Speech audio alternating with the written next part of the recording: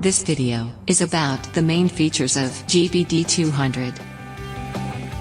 The watch features, with functions to support running measurements and step tracker.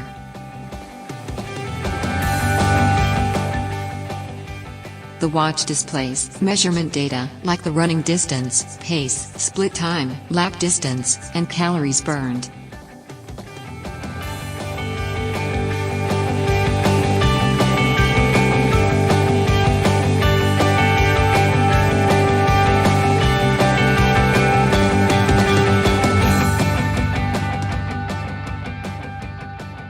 Also, it automatically counts daily steps with the step tracker function.